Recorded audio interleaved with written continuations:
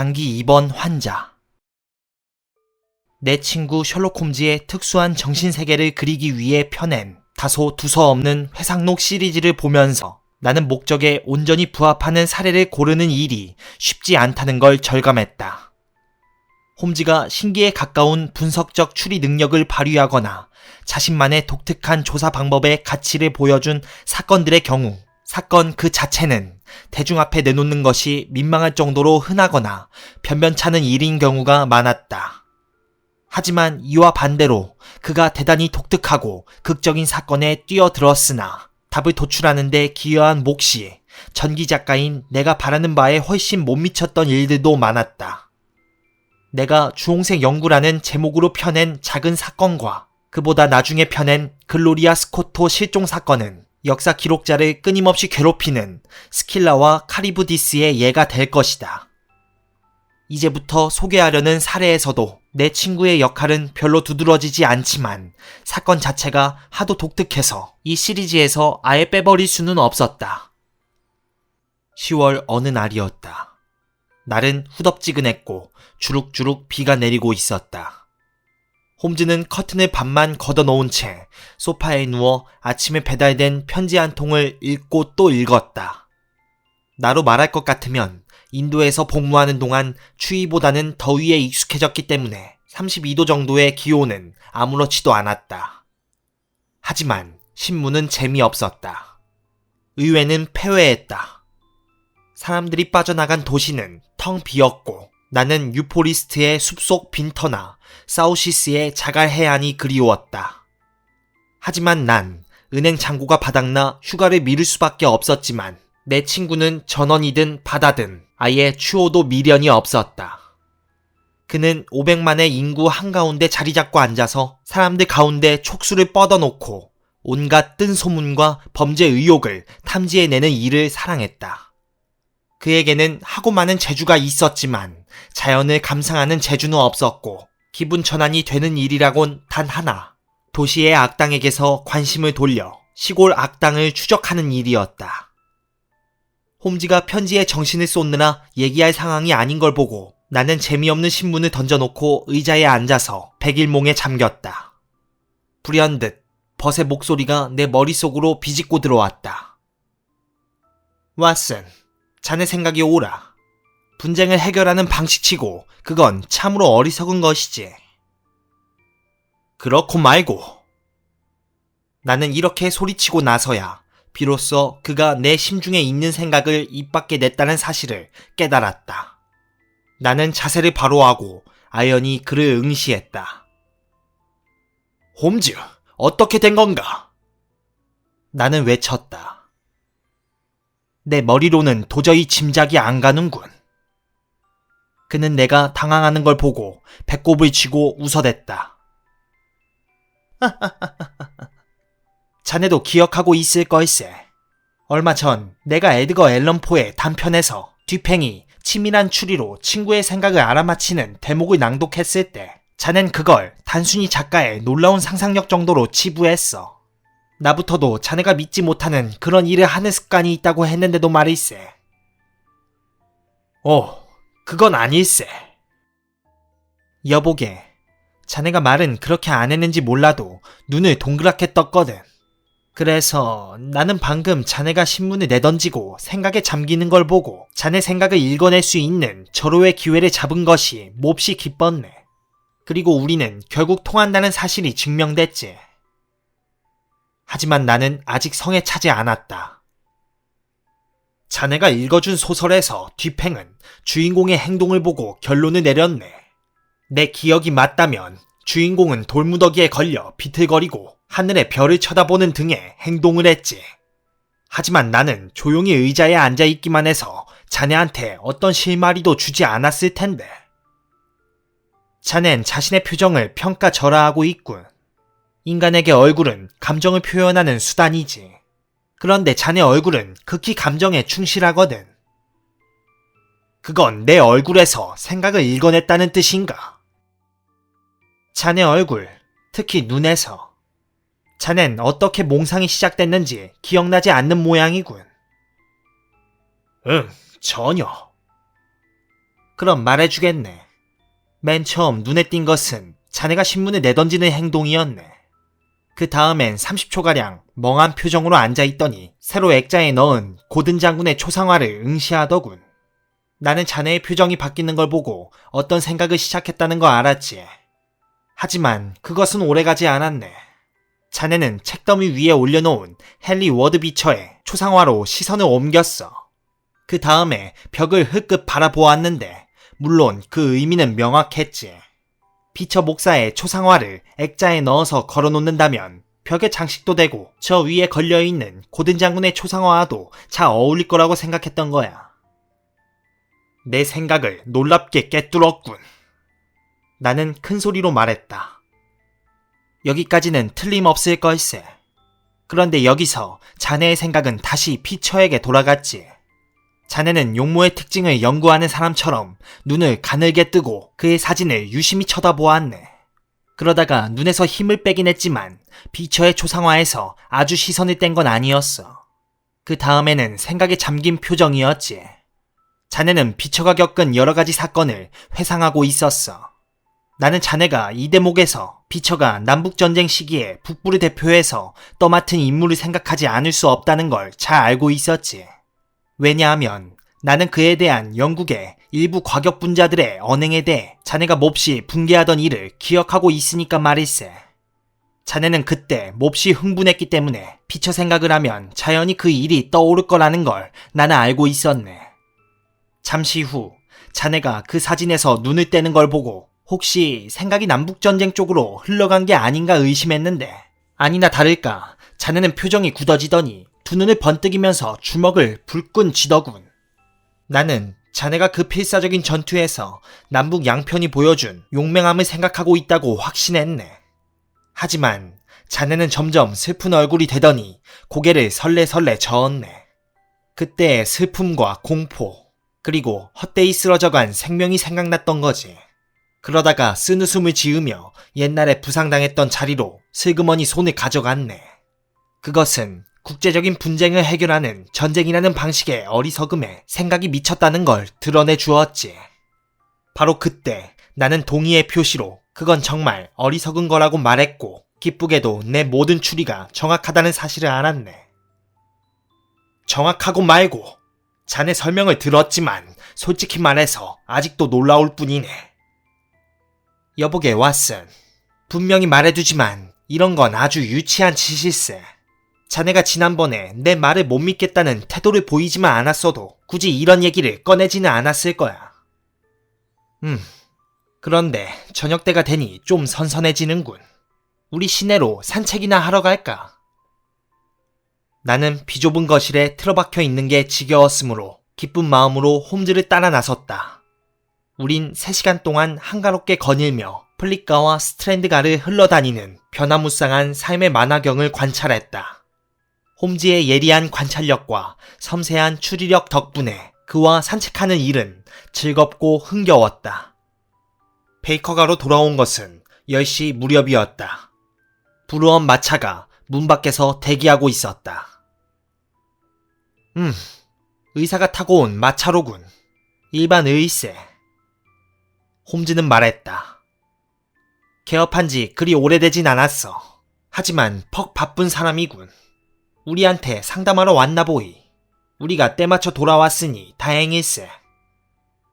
나는 홈즈의 추리 과정을 따라갈 수 있을 만큼 그의 방법을 잘 알고 있었다.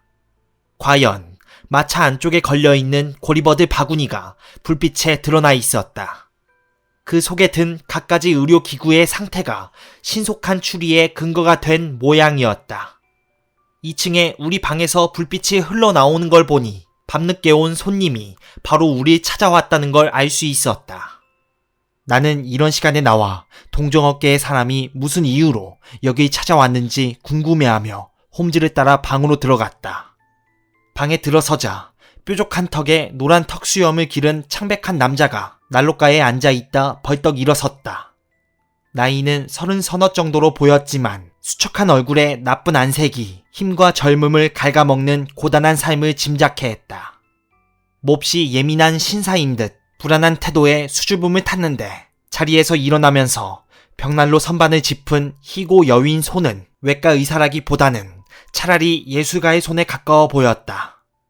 옷차림은 점잖고 수수했는데 검정 프로코트에 어두운 색깔의 바지, 색깔이 들어간 것은 넥타이뿐이었다. 홈즈가 쾌활하게 말했다. 안녕하십니까, 의사 선생. 오래 기다리지 않으셨으니 정말 다행입니다. 그럼 제 마부한테 이야기를 듣고 오셨군요. 아닙니다. 탁자 위에 촛불을 보고 알았습니다. 어서 자리에 앉으시고 내가 어떻게 도와드리면 좋겠는지 말씀해 주시기 바랍니다. 저는 퍼시 트레벌리언이라는 의사입니다. 손님이 말했다. 부르카 403번지에 살고 있죠. 혹시 원인 불명의 신경질환에 관한 논문을 발표하신 분 아닙니까? 나는 물었다. 내가 자신의 작품을 알고 있다는 얘기에 손님의 창백한 볼은 기쁨으로 달아올랐다. 그 논문에 대한 얘기를 별로 들은 적이 없어서 그게 영영 잊혀진 줄 알았습니다. 출판사 얘기로는 논문의 판매 실적이 아주 저조하다고 하더군요. 혹시 의사십니까? 퇴역 군의관입니다. 제 관심 분야는 항상 신경질환이었습니다. 그걸 전공으로 삼고는 싶었지만 그럴 만한 처지가 안 됐죠. 하지만 셜록 홈즈 선생님, 그건 논외의 문제이고 나는 선생이 얼마나 바쁜 분인지 잘 알고 있습니다. 사실은 부르카에 있는 우리 집에서 최근에 아주 기이한 일들이 있었는데 오늘 밤에 생긴 일은 하도 이상해서 선생에게 도움을 청하는 일을 더 이상 미뤄서는 안 되겠다고 생각이 들었습니다. 셜록 홈즈는 의자에 앉아서 파이프에 불을 붙였다. 기꺼이 돕겠습니다. 우선 어떤 상황 때문에 고통을 겪으셨는지 자세히 설명해 주시기 바랍니다. 그중 한두 가지 일은 아주 사소한 것입니다. 트리벨리언 선생은 말했다. 사실은 말하기도 부끄러울 지경이지요. 하지만 정말 이해할 수 없는 일인데다가 최근에는 아주 교묘하기까지 했으니 전부 털어놓기로 하겠습니다. 뭐가 중요하고 그렇지 않은 것인지는 홈즈 선생께서 판단해 주시기 바랍니다. 우선 제 대학 시절 얘기부터 해야 할 것 같습니다. 저는 런던 대학교 출신입니다. 자기 자랑 같지만 사실 제 학부 성적을 보고 교수님들은 큰 기대를 걸었습니다. 저는 졸업한 다음에 킹스 칼리지 병원에 말단 의사로 들어가서 연구를 계속했지요. 다행히도 강직증의 병리에 대한 연구로 꽤 주목을 받았고 나중에는 방금 친구분께서 언급하신 신경질환에 대한 논문으로 브루스 핑커튼 상을 수상하게 되었습니다. 당시에 사람들의 눈에 저는 꽤 전도 유망한 의사로 비쳤던 것 같습니다. 하지만 한 가지 큰 장애물이 앞을 가로막고 있었는데 그것은 제게 자본이 부족하다는 것이었습니다. 아시겠지만 전문의로 성공하려면 캐번디시 광장지구에서 개업해야 하는데 그 일대의 열댓 개 거리는 건물 임대료와 인테리어 비용이 엄청난 곳이지요. 이런 초기 투자비 외에 몇 년간의 생활비 그리고 그럴듯한 말과 마차를 임대하는 비용도 필요합니다. 하지만 그것은 완전히 제 능력 밖이라서 저는 10년 뒤를 기약하고 부지런히 저축하는 수밖에 없었습니다. 그런데 갑자기 전혀 예상치 못한 일이 생기면서 제게는 완전히 새로운 가능성이 열렸죠. 일이 비롯된 것은 블래싱턴이라는 생전 처음 보는 신사가 방문하면서였습니다. 그는 어느 날 아침에 저를 찾아와서 다짜고짜 사업 얘기부터 꺼냈지요. 댁이 놀라운 경력을 쌓고 최근에는 큰 상까지 받은 그 퍼시 트레벨리언이요. 저는 고개를 숙여 보였습니다. 솔직히 대답해 주시오. 그렇게 하는 게 이득일 테니 말이오. 댁은 머리가 비상하니까 의사로 성공할 가능성은 충분하오. 그런데 요령은 좀 있으신가? 저는 느닷없는 질문에 웃을 수밖에 없었습니다. 남들만큼은 있을 겁니다. 저는 대답했죠. 나쁜 버릇은 음주 습관은 없으시고 당치 않는 말씀을 저는 소리쳤지요. 좋소. 좋아. 그래도 물을 건 물어야겠소. 갖출 건 다 갖췄는데도 개업을 안 한 이유는 뭐요? 저는 어깨를 들썩했습니다. 됐소, 됐어. 그는 호들갑스럽게 말했습니다. 뻔한 얘기요. 머리에는 든 게 많은데 주머니는 비었다 이거지. 안 그렇소? 댁이 부둣가에서 개업할 수 있게 해주겠소. 어떻소? 저는 깜짝 놀라 그를 멍하니 쳐다보았습니다. 그건 댁을 위해서가 아니라 날 위해서요. 그는 외쳤지요. 내 탁 까놓고 말하겠소. 댁에게 좋은 일은 나한테도 좋은 거요. 내 수중에 몇천 파운드가 있는데 지금 투자처를 찾고 있소이다. 그런데 그 돈을 댁에게 투자할까 하오. 왜 나한테? 저는 숨막히는 목소리로 물었죠. 하하하, 그건 다른 투자하고 별반 다르지 않소. 게다가 훨씬 안전하거든. 그럼 내가 어떻게 해야 하지요? 말하자면 이렇소. 내가 집을 얻고 가구를 들여놓고 하인들을 고용하겠소. 운영비는 내가 다 댈 거요. 댁이 할 일은 그저 진료실에 앉아 있는 거요. 댁의 용돈을 비롯해서 필요한 건 다 대주겠소. 대신에 댁은 진료 수입의 4분의 3을 나한테 넘기시오. 홈즈 선생님, 블래싱턴이라는 사람은 저한테 접근해서 아주 야릇한 제안을 한 겁니다. 협상 과정에 대한 얘기를 미주알 고주알 늘어놓아서 선생을 지루하게 해드리진 않겠습니다. 저는 결국 성모 영보 대축일 다음날 블래싱턴이 얻어놓은 집으로 이사가서 개업했습니다. 조건은 그가 제시한 그대로였지요. 그는 장기 입원 환자의 신분으로 같은 집에서 살기로 했습니다. 그 사람은 심장이 약해서 의사의 지속적인 관찰이 필요한 것 같았지요. 그는 2층에 제일 좋은 방 2개를 차지하고 거실과 침실로 썼습니다. 그런데 성격이 괴팍한 탓인지 남과 어울리지도 않고 좀채 외출하는 일도 없었지요. 생활은 불규칙했지만 철두철미하게 규칙적인 부분도 있었습니다. 말하자면 저녁마다 같은 시간에 진료실로 들어와서 장부를 검사하고 진료 수입에서 기니당 5실링 3패스를 뺀 나머지를 몽땅 가져갔지요. 돈은 자기 방의 금고에 보관했습니다. 저는 블래싱턴이 자신의 투자를 한 번도 후회해 본 적이 없을 거라고 확신합니다. 몇몇 환자를 치료한 사례와 킹스 칼리지 병원에서 얻은 명성 덕분에 진료 실적은 빠르게 늘었고 지난 몇 년 사이에 저는 그를 부자로 만들어 주었습니다. 홈즈 선생님, 저의 과거와 블래싱턴 씨와의 관계에 대해서는 이 정도로 그치겠습니다. 이제부터는 오늘 밤에 있었던 일에 대해 말씀드리죠. 몇 주일 전 블래싱턴 씨가 어쩔 줄 모르는 얼굴을 하고 저를 찾아왔습니다. 그는 웨스트엔드에서 무슨 강도 사건이 일어났다면서 우리 집 창문과 문에 당장 튼튼한 빗장을 설치해야겠다고 했죠. 그런데 제가 보기엔 별것 아닌 일을 가지고 지나치게 흥분하는 것 같았지요. 그는 일주일 동안 이상할 정도로 불안해하면서 끊임없이 창밖을 엿보는가 하면 저녁 식사 전에 하던 짧은 산책도 그만두고 말았습니다. 그의 태도를 보니 뭔가를 또는 누군가를 죽도록 두려워하고 있다는 생각이 들더군요. 하지만 그 부분에 대해서 묻자 몹시 불쾌한 태도를 취하는 바람에 더 이상 말을 할 수가 없었습니다. 시간이 흐르자 그의 두려움은 점차 사그라지는 것 같았고 그는 예전의 생활로 돌아갔습니다. 하지만 무슨 일이 터지면서 그는 다시 가련스러울 정도로 벌벌 떨게 되었지요. 사건 경위는 이렇습니다. 이틀 전 저는 한 통의 편지를 받았습니다. 주소도 날짜도 없는 편지였지요. 제가 한번 읽어보겠습니다. 현재 영국에 거주하고 있는 어느 러시아 귀족이 퍼시 트레벨리언 선생의 치료를 받고자 합니다. 이분은 몇 년째 강직증을 앓고 있는데 선생이 이 질환의 권위자라는 소문을 들었습니다. 내일 저녁 6시 15분경에 진료실을 방문코자 하오니 선생께서는 가능한 한 댁에 계시기 바랍니다. 저는 이 편지를 받고 내심 기대가 컸습니다. 왜냐하면 강직증 연구에서 가장 큰 어려움은 이 질환이 희귀하다는 데 있으니까요.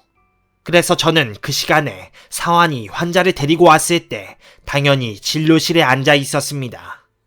러시아 귀족은 점잖아 보이고 깡마른 평범한 노인이었습니다. 어느 보로 보나 전형적인 러시아 귀족의 모습과는 거리가 멀었죠. 오히려 인상적인 것은 노인의 보호자 쪽이었습니다. 그는 키가 훤칠한 젊은이였는데 보기 드문 미남자였죠. 가무잡잡한 피부에 사나운 얼굴, 팔다리와 가슴은 헤라클레스를 연상시켰죠. 청년은 노인을 부축하고 들어와 생김새와는 딴판으로 아주 부드럽게 의자에 앉혀주더군요. 실례합니다. 젊은이는 외국어 억양이 섞인 영어로 말했습니다. 이분은 저의 아버님이십니다. 저는 아버님의 건강 상태가 너무도 걱정돼서 이렇게 진료실까지 따라 들어왔습니다. 저는 극심한 효심에 감동받아 말했습니다. 그럼 진찰하는 것도 보고 싶으시겠군요. 그건 절대 아닙니다. 청년은 기겁을 하며 외쳤습니다. 그건 저한테는 말할 수 없이 괴로운 일입니다. 아버지가 다시 무서운 발작을 일으키는 모습을 보게 되면 살지 못할 것 같습니다. 제 자신부터가 신경이 유달리 예민한 사람이니까요. 허락해 주신다면 선생님께서 아버님을 진찰하시는 동안 대기실에 가 있겠습니다. 물론 저는 청년에게 그러라고 했고 그는 진찰실을 나갔습니다. 저는 환자에게 병력을 물었고 환자의 말을 남김없이 기록했습니다. 노인은 이해력이 뛰어난 것 같지는 않았고 대답도 여기저기서 불분명했습니다. 하지만 저는 그게 다 영어 실력이 짧은 탓이라고 생각했죠. 그런데 기록을 계속하고 있는데 노인이 갑자기 대답을 그쳤습니다. 고개를 들어보니 노인이 뻣뻣한 자세로 앉아서 경직된 얼굴로 저를 멍하니 응시하고 있더군요. 노인은 다시 불가사의한 질환에 포로가 된 것이었습니다. 저는 반사적으로 연민과 공포를 느꼈습니다. 그 다음에는 어떤 직업적인 만족감이 느껴졌던 것 같습니다. 저는 환자의 맥박과 체온을 측정하고 근육의 강직도를 검사한 다음 반사를 확인했지요. 환자의 상태는 대체로 정상이었는데 그것은 저의 임상 경험과도 일치했습니다. 저는 이런 환자에게 아밀아질산염을 흡입시켜서 효과를 본 적이 있는데 이번에 약효를 시험해보면 좋을 것 같았습니다. 약병은 아래층 실험실에 있었기 때문에 환자를 그대로 놓아두고 그걸 가지러 달려갔습니다. 약병을 찾느라 시간이 약간 지체되었지요. 한 5분 정도. 그런데 돌아와 보니 방은 텅 비어있고 환자는 온데간데 없었습니다. 그때 제가 얼마나 놀랐는지 상상할 수 있으시겠죠. 물론 저는 당장 대기실로 달려갔습니다. 아들도 없더군요. 현관문은 닫혀 있었지만 잠겨 있지는 않았습니다. 환자를 안내하는 사화는 새로 들어온 소년인데 그다지 똘똘한 편은 못 됩니다. 그 애는 아래층에서 대기하다가 제가 진료실에서 종을 울리면 뛰어 올라와 환자를 밖으로 안내해 가지요. 그런데 사화는 아무 소리도 못 들었다고 했고 그래서 그 일은 어찌 된 건지 도대체 영문을 알 수 없게 되었습니다. 얼마 후에 블래싱턴 씨가 산책을 끝내고 돌아왔지만 저는 아무 말도 하지 않았습니다. 솔직히 말하면 요즘 들어 그 사람과 대화하는 걸 가급적 피하고 있었지요. 저는 그 러시아인 부자를 다시 보게 될 줄은 꿈에도 몰랐습니다. 그러니 오늘 저녁에 부자가 어제와 같은 시간에 똑같은 모습으로 진료실로 들어오는 걸 보고 제가 얼마나 놀랐는지 상상하실 수 있을 겁니다. 선생, 어제 말도 없이 가버려서 정말 미안하게 되었소이다. 노인이 말했습니다. 솔직히 말씀드리면 저는 깜짝 놀랐습니다. 사실은 이렇다오. 난 그놈의 신경 발작에서 깨어나면 머릿속이 흐리멍텅해서 그 전에 있었던 일을 당최 기억하지 못한다오. 그런데 어제 정신을 차려보니 와본 적이 없는 데라 선생이 없을 때 약간 멍한 상태에서 밖으로 나간 거외다. 그러자 아들이 말했습니다. 그리고 저는 아버님이 대기실 문 앞을 지나가는 걸 보고 당연히 진료가 끝난 줄 알았습니다. 제가 사태를 파악한 것은 집에 간 다음이었죠. 그렇군요. 저는 껄껄 웃으며 말했습니다. 두 분 때문에 제가 몹시 당황했다는 점을 빼면 전혀 해로운 일은 없었습니다. 아드님께서 대기실에 가 계신다면 어제 중단된 진료를 계속하도록 하겠습니다. 저는 30분쯤 노인과 증세에 대해 이야기를 나눈 다음 처방을 내렸습니다. 그리고 아들의 팔에 매달려가는 환자를 배웅했습니다. 아까도 말씀드렸지만 블래싱턴 씨는 보통 그 시간에 운동을 합니다. 그는 부자가 떠난 직후에 돌아와서 2층으로 올라갔습니다. 그런데 잠시 후 방에서 뛰어내려와 잔뜩 겁에 질린 얼굴로 진료실로 뛰어들었습니다. 누가 내 방에 들어왔소? 그가 소리쳤습니다. 아무도. 저는 말했습니다. 거짓말. 그는 고래고래 악을 썼습니다. 올라와서 직접 보시오. 블래싱턴은 두려움 때문에 제정신이 아닌 것 같았기 때문에 저는 그 무례한 말투를 그냥 넘겨버렸습니다. 2층으로 올라가자 그는 연한 색깔의 양탄자 위에 찍힌 발자국 서너 개를 가리켰지요. 저게 내 발자국이라는 거요. 그는 소리쳤습니다. 그 발자국은 블래싱턴의 것이라고 보기에는 분명히 너무 컸습니다. 그리고 발자국이 찍힌 지 얼마 안 됐다는 것도 확실했고요. 아시다시피 오늘 오후에는 폭우가 쏟아졌기 때문에 환자라곤 방금 다녀간 그 부자뿐이었습니다. 그렇다면 무슨 이유 때문인지는 몰라도 대기실에 있던 청년이 노인을 진찰하는 사이에 블래싱턴의 방으로 올라갔던 게 분명했습니다. 방 안에는 누가 건드린 흔적도 없어진 물건도 없었지만 양탄자 위의 발자국은 분명히 누군가 여기 들어왔다는 사실을 증명하고 있었지요. 물론 누구든 그런 일을 당하면 화가 나겠지만 아무리 그래도 블래싱턴 씨는 도를 넘게 흥분한 것 같았습니다. 그는 안락 의자에 주저앉아 울다시피 했고 옆에서 무슨 말을 시켜도 계속 횡설수설할 뿐이었습니다. 그런데 그가 선생을 불러야 한다고 주장했고 저는 그 말에 일리가 있다고 생각했지요. 물론 그 사람이 사건을 지나치게 확대 해석하는 건 사실이지만 이번 일 자체가 대단히 기이한 것임에 틀림없으니까요. 선생님께서 제 마차를 타고 같이 가주시기만 해도 그에게는 큰 위로가 될 겁니다. 물론 이 이상한 사건의 전말을 밝혀내는 건 힘들겠지만 말입니다. 셜록 홈즈는 긴 이야기에 골똘히 귀 기울였는데 보아하니 몹시 흥미가 동한 듯했다. 얼굴은 평소와 다름없이 무표정했지만 두 눈은 유난히 꽉 감고 있었다. 그리고 의사의 이야기가 흥미로운 대목에 이를 때마다 파이프 연기는 그것을 강조라도 하는 것처럼 몽실몽실 짙게 피어올랐다. 손님이 말을 마치자 홈즈는 이런 방구도 없이 벌떡 일어나서 내 모자를 집어주고 탁자에서 자신의 모자도 집어들더니 트리벨리언 선생을 따라 문으로 향했다. 우리는 15분 만에 부룩과의 의원 앞에 도착했다. 그것은 웨스트엔드의 다른 의원과 비슷하게 별다른 장식이 없는 수수한 건물이었다. 작은 사환이 우리 맞으러 나왔고 우린 곧 카펫이 깔려있는 넓은 계단을 오르기 시작했다. 그러나 돌발 사태가 벌어지는 바람에 우리는 걸음을 멈추었다. 갑자기 2층에 불이 꺼지더니 어둠 속에서 가늘고 높은 목소리가 들려왔다. 나는 지금 권총을 들고 있다. 떨리는 목소리가 부르짖었다. 경고하는데 더 이상 다가오면 쏘겠다. 블래싱턴 씨, 정말 갈수록 태산이군요. 트리벨리언 선생이 외쳤다. 오, 선생이구려. 어둠 속의 상대는 안심한 목소리로 말했다. 하지만 그 신사들은 정말 그 사람들이 맞소? 어둠 속에서 우릴 오래 관찰하는 시선이 느껴졌다. 이젠 됐소. 사내는 마침내 말했다. 올라와도 좋소. 내가 조심하느라고 한 것 때문에 기분이 상하셨다면 용서하시구려. 그는 말하면서 계단의 가스등을 다시 켰다. 기이한 사내가 눈앞에 나타났다. 그의 목소리뿐 아니라 외모에서도 신경쇠약이 느껴졌다. 매우 비대한 사내였는데 전에는 훨씬 더 살이 쪘던 듯 얼굴의 살가죽이 블러드 하운드의 볼처럼 축 늘어져 있었다. 얼굴은 병색을 띠고 있었고 수치 적은 옅은 갈색 머리는 격렬한 감정 때문인지 뻣뻣이 곤두서 있었다. 우리가 올라가자 그는 들고 있던 권총을 주머니에 쑤셔 넣었다.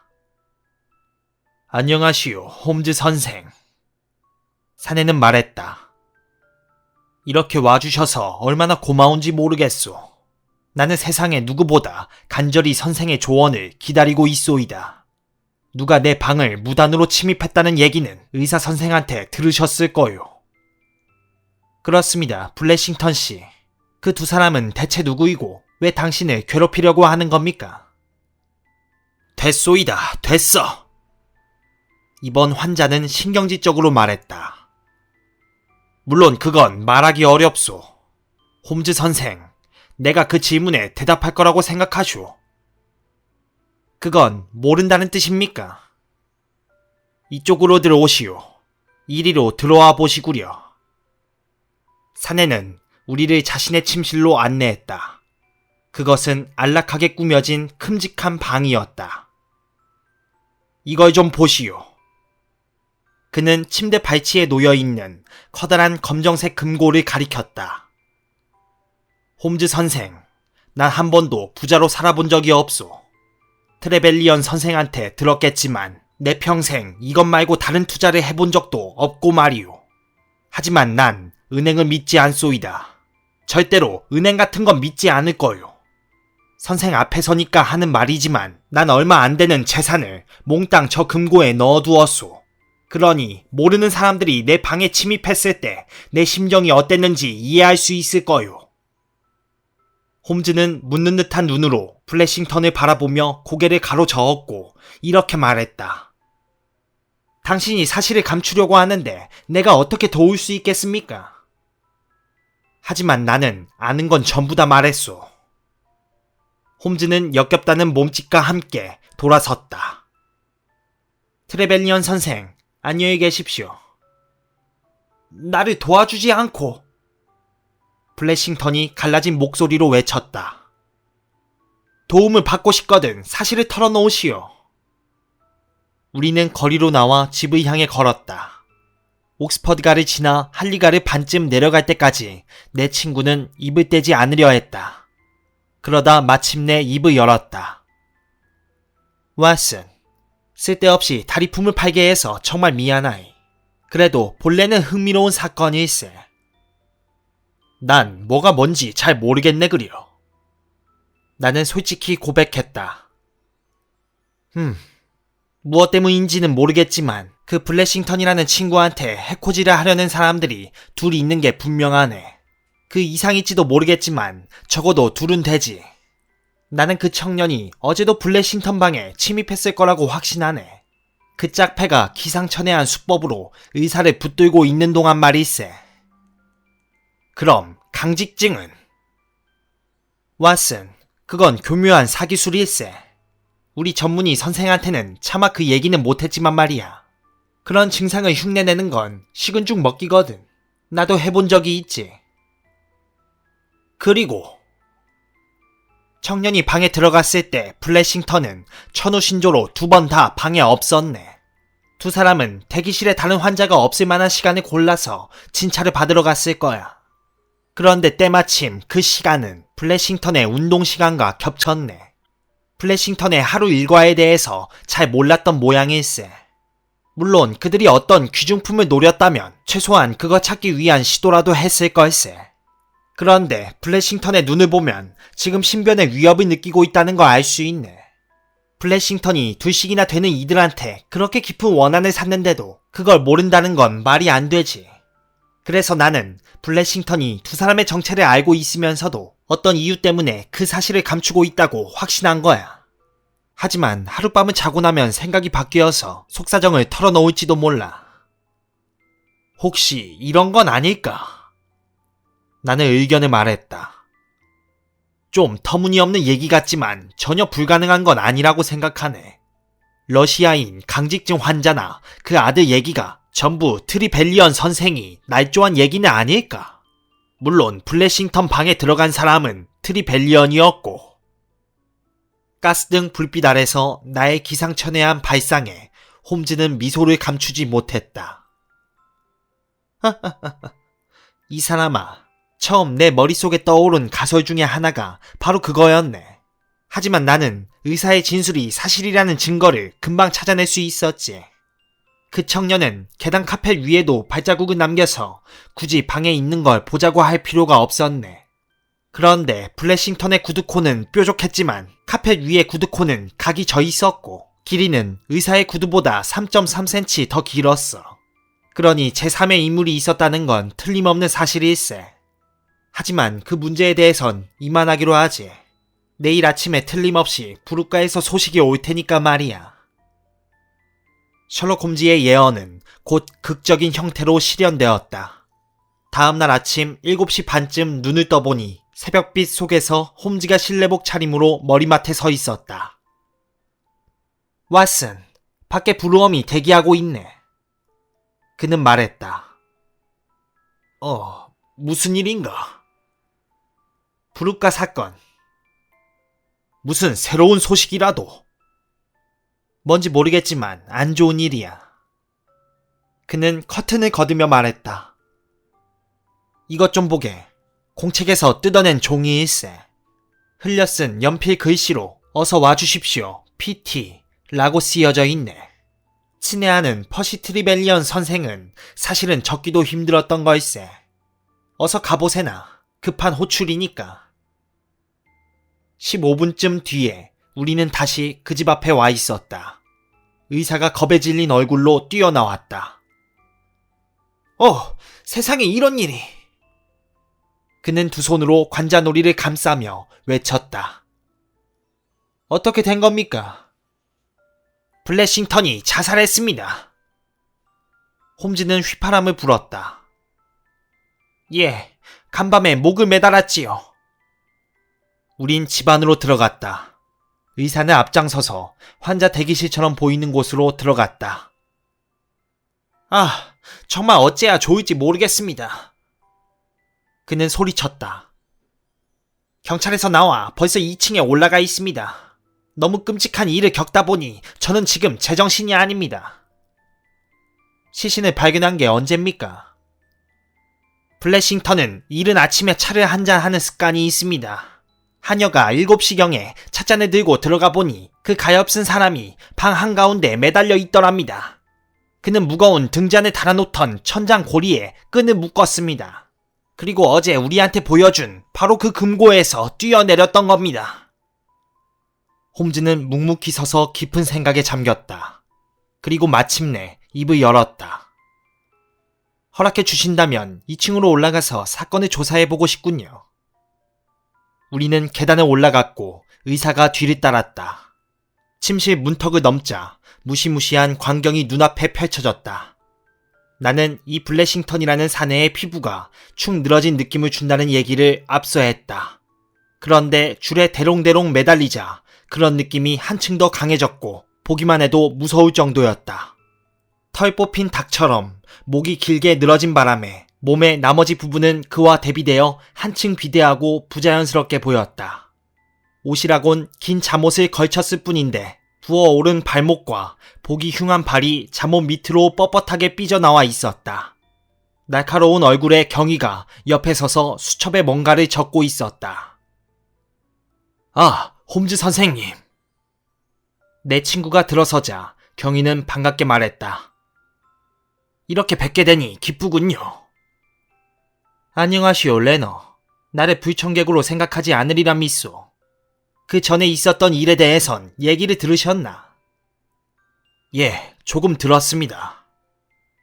무슨 의견이라도? 제가 보기에 이 사람들은 공포에 질려 이성을 잃어버린 것 같습니다. 보시다시피 침대에 들어가서 잠잔 흔적이 남아있거든요. 자, 저기 침대가 쑥 들어가 있는 게 보입니다. 사람들이 제일 많이 자살하는 시간은 새벽 5시경입니다. 블래싱턴이 자살한 시간이 바로 그쯤이죠.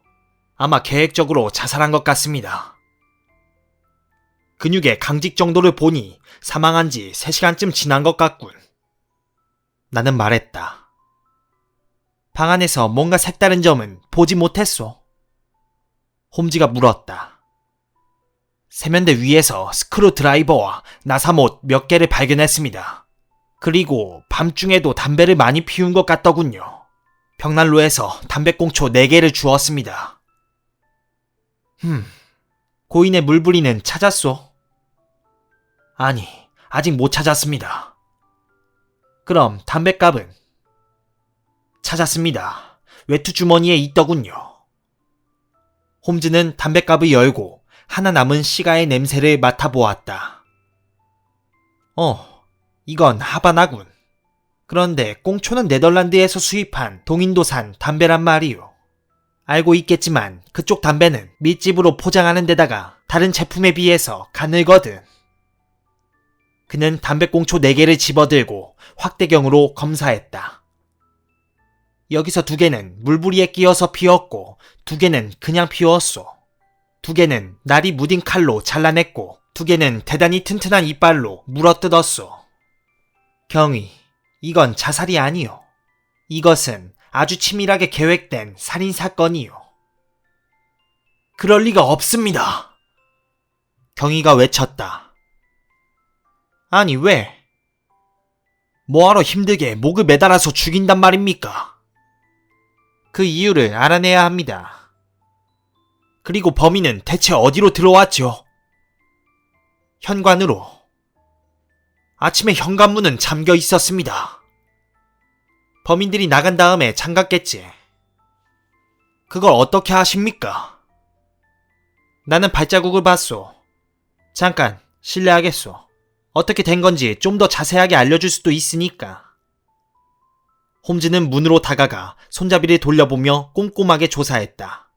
그런 다음에 꽂혀있던 열쇠를 빼내더니 그것도 자세하게 살펴보았다.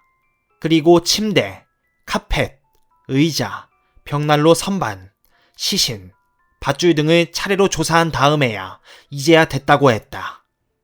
우리 셋은 힘을 합쳐서 줄을 끊고 형편없는 몰골의 시신을 내린 다음에 시트로 엄숙하게 덮어 놓았다. 이 밧줄은 어디에서 난 겁니까? 홈즈는 물었다. 여기서 잘라낸 거지요. 트리벨리언 선생이 침대 밑에서 둘둘만 밧줄을 꺼냈다. 블래싱턴은 불이 날까봐 무서워했습니다. 그래서 항상 이걸 비치해 두었지요. 계단에 불이 붙으면 창문으로 도망칠 수 있도록 말입니다. 범인들에겐 상당히 편리했겠군요.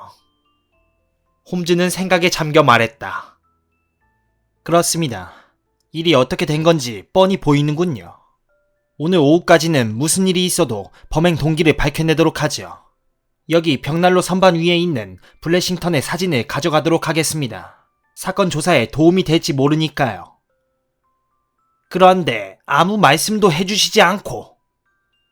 의사가 소리쳤다. 사건 경위는 의문의 여지가 없습니다. 방에 들어온 건 3사람입니다. 젊은이, 늙은이, 그리고 신원을 알 수 없는 제3의 인물 하나. 앞에 2사람은 말할 필요 없이 러시아의 백작 부자로 변장하고 나타났던 바로 그들입니다. 그러니 우리는 둘에 대해서는 완벽하게 설명할 수 있습니다. 집 안에 누군가가 이들에게 문을 열어주었죠. 경위, 내가 충고 한마디 하겠소. 최근에 이 댁에 들어온 사환 아이를 체포하시오. 그 도깨비 같은 녀석은 보이지 않습니다. 트리벨리언 선생이 말했다. 그래서 하녀와 요리사가 지금 그 녀석을 찾고 있지요. 홈즈는 어깨를 들썩했다. 그 녀석은 이번 사건에서 상당히 비중 있는 역할을 했습니다. 3사람은 발 뒤꿈치를 들고 줄지어 계단에 올라갔습니다. 노인이 앞장섰고 그 다음에 젊은이, 맨 끝에 정체불명의 사나이가. 여보게 홈즈. 나는 불쑥 입을 열었다. 발자국이 겹쳐있는 모양을 보면 그건 틀림없는 사실일세. 게다가 나는 간밤에 어느 발자국이 누구 건지 벌써 봐놨으니까. 아무튼 3사람은 블래싱턴 씨의 방으로 올라왔는데 문이 잠겨 있었습니다. 하지만 철사를 갖고 열쇠를 돌릴 수 있었죠. 육안으로도 이 열쇠의 흠이 긁혀있는 게 보입니다. 철사에 눌린 자국이죠. 그들은 방에 들어가자마자 블래싱턴 씨의 입에 재갈부터 물렸을 것입니다. 고인은 자고 있었을 수도 있고 아니면 겁에 질려 소리도 못 지를 만큼 몸이 마비되었을 수도 있습니다. 그리고 벽이 원체 두꺼워서 소리를 질렀다고 해도 들리지 않았을 가능성도 있고요. 그 다음에는 모종의 회의 같은 게 열렸던 게 분명합니다. 어쩌면 무슨 재판 같은 것이었는지도 모르죠. 담배들을 피워댄 게 바로 이때였는데 회의가 상당히 오래 끌었다는 걸 알 수 있습니다. 노인은 고리버들 의자에 앉아 있었습니다. 시가를 물부리에 끼워서 피웠죠. 젊은이들은 저쪽에 앉아 있었습니다. 담뱃재를 서랍장 안에 털었습니다. 제3의 인물은 방 안을 왔다 갔다 했죠. 블래싱턴은 침대 위에 앉아 있었던 것 같지만 확실하진 않습니다. 마지막으로 그들은 블래싱턴을 끌어다 목을 매달았습니다. 일은 사전에 계획된 것이었기 때문에 그들은 교수대로 쓸 수 있도록 무슨 화이차나 도르래 같은 걸 갖고 왔을 것입니다. 저 스크루 드라이버하고 나사못은 그걸 고정하려고 가져온 것이고요. 하지만 천장에 고리가 박혀 있는 걸 보고 굳이 그런 수고를 할 필요가 없다고 생각했죠. 일당은 일을 끝내고 유유히 떠났습니다. 문을 잠근 것은 내부의 공모자였습니다. 우리는 홈즈가 그토록 미묘하고 사소한 증거를 토대로 추리해낸 간밤의 사건에 대한 설명에 흥미롭게 귀 기울였다. 하지만 그가 직접 가리켜 보여주었음에도 우리는 그의 추론 과정을 따라가기가 힘들었다. 경위가 당장 사안에 대한 조사를 착수하는 걸 보고 홈즈와 나는 조반을 들기 위해 베이커가로 돌아왔다. 3시까지 돌아오겠네. 식사를 마친 뒤 홈즈가 말했다. 경위와 트리벨리언 선생도 3시까지 여기로 올 걸세. 그때까지는 사건의 전후 과정을 낱낱이 밝혀낼 수 있을 거야. 손님들은 시간 맞춰 도착했지만 내 친구가 돌아온 것은 3시 45분이었다. 하지만 홈즈가 방에 들어섰을 때 그의 표정을 보고 일이 잘 풀렸다는 걸 알 수 있었다. 경위, 무슨 소식이라도. 사환을 찾았습니다. 잘했소. 나도 이 땅을 찾았소이다. 이 땅을 찾았다고. 우리 셋은 이구동성으로 외쳤다. 적어도 그들의 정체는 알아냈지요. 자칭 블래싱턴이라는 자는 예상대로 유명한 인물이었습니다. 그를 살해한 일당도 마찬가지였고요. 세 사람의 이름은 비들, 헤이워드, 모퍼시였습니다. 워딩던 은행 강도 사건에! 경위가 외쳤다. 그렇소. 홈즈가 말했다. 그렇다면 블래싱턴은 서턴이란 자임에 틀림없군요. 맞았소. 어떻게 된 건지 이제 알겠습니다. 그러나 트리벨리언과 나는 서로의 얼굴을 쳐다보며 눈만 껌뻑거렸다. 여러분께선 영국을 떠들썩하게 만든 워딩던 은행 강도 사건을 기억하고 계실 겁니다. 홈즈가 말했다. 범인은 5이었죠. 앞서 말한 4사람과 카트라이트라는 자까지 합쳐서 말입니다. 당시에 은행 경비를 맡았던 토비는 피살됐고 강도들은 7,000파운드를 갖고 달아났습니다. 그게 1875년의 일이었죠. 5명의 일당은 모두 체포됐지만 결정적인 증거가 없었습니다. 그런데 일당 중에서 가장 악질이었던 블래싱턴, 아니 서턴은 동료들을 배신하고 밀고자로 변신했습니다. 그의 증언으로 카트라이트는 교수형을 당하고 나머지 셋은 각각 15년형을 언도받았지요. 이들은 최근에 만기를 몇 년 앞두고 출소했는데 여러분이 짐작하시는 대로 배신자를 추적해서 죽은 동지의 원수를 갚기로 결의했습니다. 이들은 블래싱턴의 방을 2번 덮쳤지만 2번 다 실패했죠. 하지만 3번째는 아시다시피 성공을 거두었습니다. 트리벨리언 선생, 더 궁금한 부분이 있습니까? 설명을 들으니 모든 일이 다 이해되는군요. 지난번에 블래싱턴이 그렇게 안절부절 못한 것은 신문에서 옛 동료들의 석방 기사를 봤기 때문이었나 봅니다. 그렇습니다. 도둑이 어쩌고 하는 얘기는 순전히 핑계였죠. 그런데 왜 사실을 털어놓지 않았을까요? 그는 옛 동지들이 얼마나 복수심이 강한지 알고 있었기 때문에 웬만하면 아무에게도 자신의 정체를 알리지 않으려고 했습니다. 또 별로 자랑스럽지 못한 과거라 다른 사람에게 털어놓기도 힘들었죠. 하지만 아무리 형편없는 인간이라도 그는 영국법의 보호를 받고 있었습니다. 경위, 내 말을 명심하시오. 영국법은 그를 보호하는 데 실패했는지 몰라도 정의의 칼은 여전히 복수의 그날을 기다리고 있을 거요. 이것이 부르카 의사의 장기 입원 환자와 관련된 기이한 사건의 전말이다. 그날 밤 이후로 새 살인범은 한 번도 경찰의 수사망에 걸린 적이 없었다. 런던 경찰청에서는 이 셋이 몇 년 전 포르투갈 해안에서 오포르토 북쪽으로 수킬로미터 떨어진 곳에서 승무원 전원과 함께 실종된 불운한 증기선 노라 크레이너호의 여객으로 승선했다고 추정하고 있다. 사화는 증거 불충분으로 방면되었고 이른바 부르카 사건은 지금까지 어떤 매체도 그 전모가 발표된 적이 없었다.